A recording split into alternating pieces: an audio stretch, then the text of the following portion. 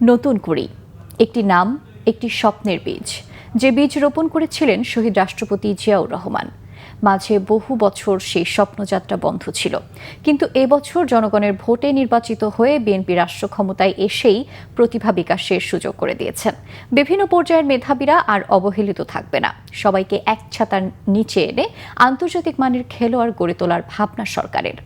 Report করছেন সিকান্দার রেমান।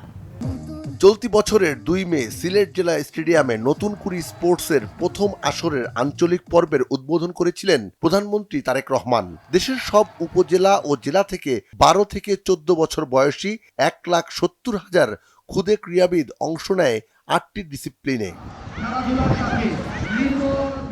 নির্বাচিত ১,৭০০ জনকে নিয়ে গত ২০ জুলাই মাঠে গড়ায় জাতীয় পর্বের খেলা। ঢাকার বেশ কয়েকটি ভেন্যুতে হয় খেলাগুলো।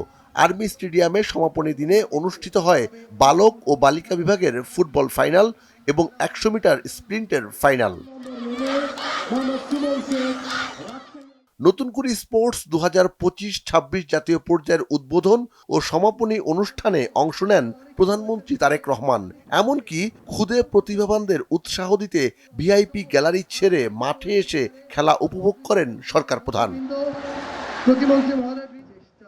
কেন্দ্রবিন্দুতে থেকে পুরো আয়োজনের নেতৃত্ব দিয়েছেন ক্রীড়া প্রতিমন্ত্রী আমিনুল হক।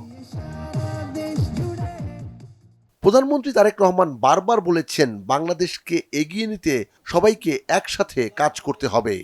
পড়ার সময় মন দিয়ে পড়তে হবে, কিন্তু খেলার সময় একইভাবে মন দিয়ে খেলতে হবে। তোমরা যে পড়ালেখা করতে চাইবে, সরকার থেকে আমরা তার ব্যবস্থা করব যাতে সে ভালো করে পড়ালেখা করতে পারে।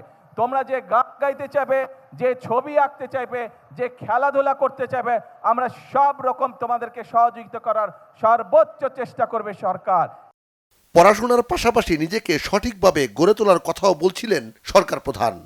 তোমাদের দিকে বাংলাদেশের ভবিষ্যৎ তাকিয়ে আছে, বাংলাদেশ তোমাদের দিকে তাকিয়ে আছে। তোমরা যদি নিজেদেরকে গড়ে তুলতে পারো, আমরা একটা সুন্দর বাংলাদেশ গড়ে তুলতে পারবো।